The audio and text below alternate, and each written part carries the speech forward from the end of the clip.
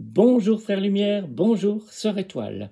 Aujourd'hui, une lecture d'un livre de Don Miguel Ruiz, hyper connu pour ses 4 accords toltèques, et puis un 5e accord. Le passage que je vais vous lire, il est dans ce livre-là.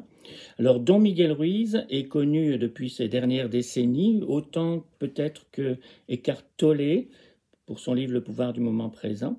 Don Miguel Ruiz nous a proposé un enseignement très très simple, très évident, plein de bon sens, très efficace, qu'il a appelé les 4 accords toltèques, des accords qui sont censés remplacer d'autres accords substitutifs qui font que notre vie n'est pas ce qu'elle pourrait être.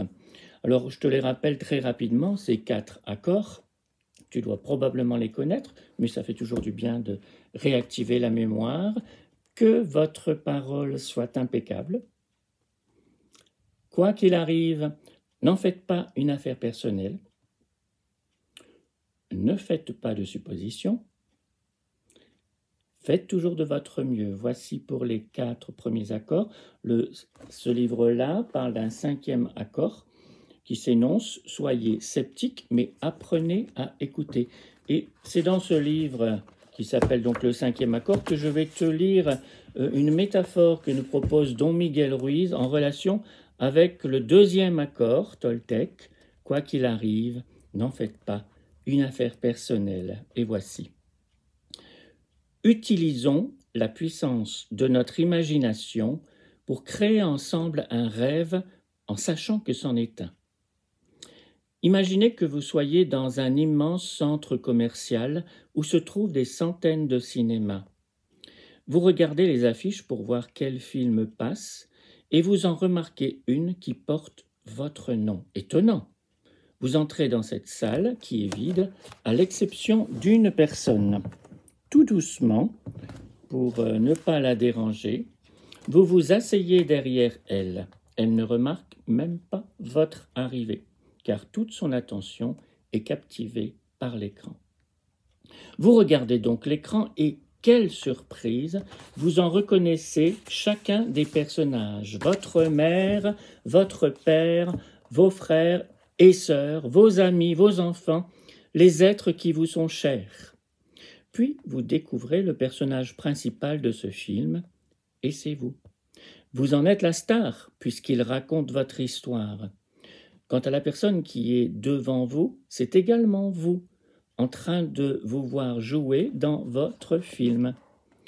Bien sûr, le personnage principal est conforme à ce que vous croyez être, de même que tous les personnages secondaires, puisque vous connaissez votre propre histoire. Au bout d'un certain temps, vous vous sentez un peu submergé par tout ce que vous venez de voir et vous décidez de passer dans une autre salle. Dans celle-ci se trouve également une seule personne en train de regarder un film et elle ne perçoit pas davantage votre arrivée. Vous vous plongez dans le film dont vous reconnaissez également tous les personnages, sauf que vous-même n'y avez désormais qu'un rôle secondaire. Il s'agit cette fois de l'histoire de votre mère et c'est aussi elle qui est assise juste devant vous à regarder très attentivement son propre film. Vous réalisez alors que votre mère n'est pas la même personne qui figurait dans votre film à vous. Dans son film à elle, sa façon de se projeter est totalement différente. C'est ainsi que votre mère voudrait que tout le monde la perçoive. Vous savez que ce n'est pas vrai, elle ne fait que jouer un rôle. Puis vous commencez à prendre conscience que c'est ainsi qu'elle se perçoit elle-même, et ça vous fait un choc.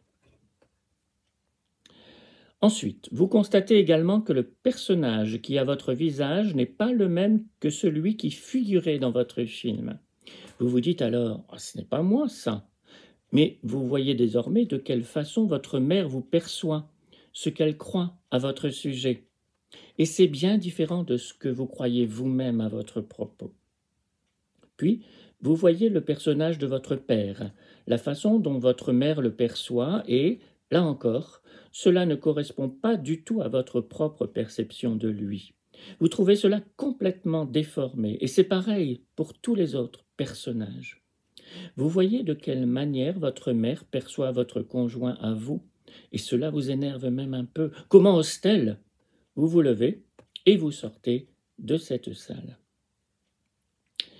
Vous pénétrez dans une troisième salle où se joue cette fois l'histoire de votre conjoint. Vous voyez maintenant de quelle façon il vous perçoit et son personnage est complètement différent de ce qu'il était dans votre propre film ou dans celui de votre mère. Vous découvrez également de quelle façon votre conjoint perçoit vos enfants, votre famille et vos amis.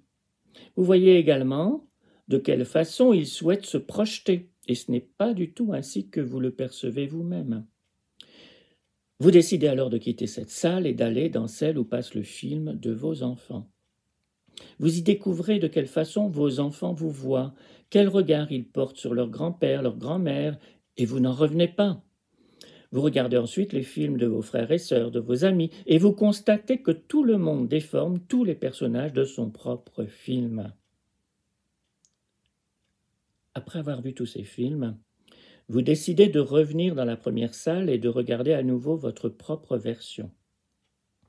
Vous vous regardez jouer dans votre film à vous, sauf que désormais, vous ne croyez plus ce que vous voyez. Vous avez cessé de croire à votre propre histoire, parce que vous savez désormais que ce n'est justement qu'une histoire. Vous prenez désormais conscience de l'inutilité de tout ce numéro d'acteur que vous vous êtes efforcé de faire votre vie durant, puisque personne ne vous perçoit comme vous le souhaitez. Vous vous rendez compte que tout ce qui se passe dans votre film échappe à ceux qui vous entourent, de toute évidence. Chacun est concentré sur son propre film. La preuve, ils ne remarquent même pas que vous vous asseyez derrière eux dans leur salle. Chaque acteur ne prête attention qu'à sa propre histoire. C'est donc la seule réalité dans laquelle il vit. Son attention est à ce point captée par sa propre histoire qu'il ne remarque même pas sa propre présence, la seule personne dans la salle qui regarde son film. À ce moment-là, tout change pour vous. Plus rien n'est comme avant, parce que désormais, vous voyez les choses telles qu'elles se passent vraiment. Les gens vivent dans leur monde, dans leur propre film, leur histoire à eux. Ils investissent toute leur foi dans cette histoire qui est pour eux la vérité. Mais ce n'est qu'une vérité relative, puisqu'elle n'est pas vraie pour vous. Dès lors, vous comprenez que leur opinion à votre propos ne concerne que le personnage qui figure dans le film et non le vôtre. Autrement dit, la personne qu'ils jugent en votre nom n'est que le personnage qu'ils ont créé. Ce qui veut dire que ce que les autres pensent de vous ne s'applique en réalité qu'à l'image qu'ils se sont faite de vous, qui n'est pas vous. À ce stade, il devient clair pour vous que les personnes que vous aimez le plus au monde ne vous connaissent pas et que vous ne les connaissez pas davantage. Vous ne savez d'elles que ce que vous croyez à leur propos. Vous ne connaissez que l'image que vous vous en êtes faite, une image qui n'a rien à voir avec les personnes réelles. Vous croyez bien connaître vos parents, votre conjoint, vos enfants et vos amis, mais en réalité, vous n'avez pas la moindre idée de ce qui se passe dans leur monde, de ce qu'ils pensent, de ce qu'ils ressentent et de ce dont ils rêvent. Le plus surprenant, c'est que vous pensiez au moins vous connaître vous-même. Or, vous en concluez que vous ne vous connaissez même pas, car cela fait si longtemps que vous jouez un rôle que vous êtes devenu maître dans l'art de prétendre être quelqu'un d'autre. Fort de cette conscience, vous réalisez à quel point il est ridicule de dire « Mon bien-aimé ne me comprend pas, personne ne me comprend ». C'est une évidence, vous ne vous comprenez même pas vous-même. Votre personnalité ne cesse de changer d'un instant à l'autre en fonction du rôle que vous adoptez, des personnages secondaires qui figurent dans votre histoire et de la façon dont vous rêvez sur le moment.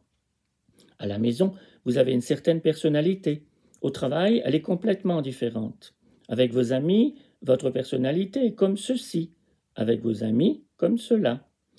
Mais durant toute votre vie, vous avez fait la supposition que les autres vous connaissaient très bien. Et c'est pourquoi, quand ils n'agissaient pas conformément à vos attentes, vous en faisiez une affaire personnelle. Vous réagissiez avec colère et vous vous serviez de la parole pour déclencher de nombreux conflits et drames. Tout cela pour rien. Il vous est maintenant facile de comprendre pourquoi les humains entretiennent tant de conflits. Le monde est peuplé de milliards de rêveurs qui n'ont aucune conscience que les gens vivent dans leur propre univers, rêvant leurs propres rêves. Du point de vue du personnage principal, qui est leur seul et unique point de vue, toute l'histoire gravite autour d'eux. Aussi, quand des personnages secondaires disent quelque chose qui contredit leur point de vue, ils se mettent en colère et s'efforcent de défendre leur position. Ils veulent que ces personnages secondaires se comportent comme ils le désirent, et quand ce n'est pas le cas, ils se sentent blessés. Quoi qu'il arrive, ils le prennent toujours personnellement. Fort de la conscience que vous avez désormais, vous entrevoyez également la solution, tant elle est simple et logique. Quoi qu'il arrive, n'en faites pas une affaire personnelle.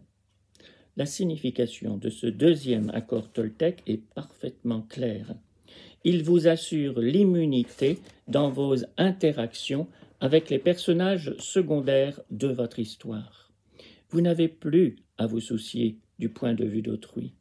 Du moment que vous comprenez que rien de ce que disent ou font les autres n'a quoi que ce soit à voir avec vous, peu importe qu'ils médisent de vous, qu'ils vous fassent des reproches, vous rejettent ou ne soient pas d'accord avec votre point de vue, tous ces commérages ne vous affectent plus. Vous ne prenez même plus la peine de défendre votre point de vue.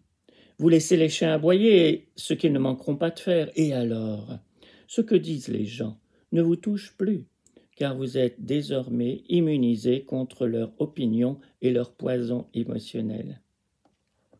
Vous êtes immunisé contre les prédateurs, que ce soit les gens qui médisent pour blesser autrui, ou ceux qui se servent des autres pour se faire du mal à eux-mêmes. Quoi qu'il arrive, n'en faites pas une affaire personnelle.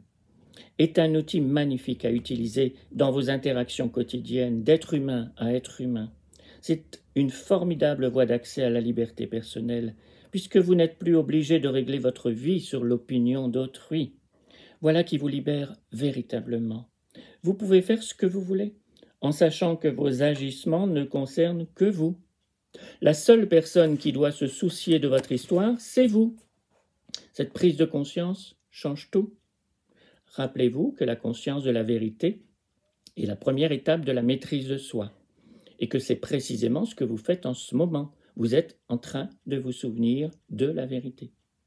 Maintenant que vous avez compris cette vérité, maintenant que vous êtes conscient, comment pourriez-vous encore faire une affaire personnelle de quoi que ce soit? Dès qu'on a compris que tous les êtres humains vivent dans leur propre monde, dans leur propre film, leurs propres rêves, le deuxième accord Toltec relève du bon sens, le plus élémentaire. Quoi qu'il arrive, n'en faites pas une affaire personnelle. Voilà, on ne fait pas une affaire personnelle de ce qu'on pense que les autres pensent de nous.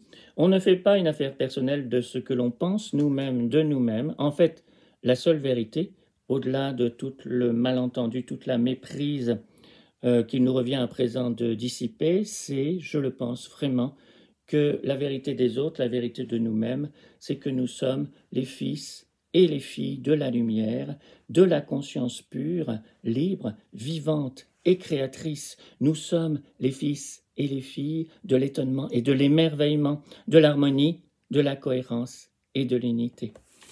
Je te salue, frère lumière, sœur étoile, et te dis à bientôt pour d'autres aventures.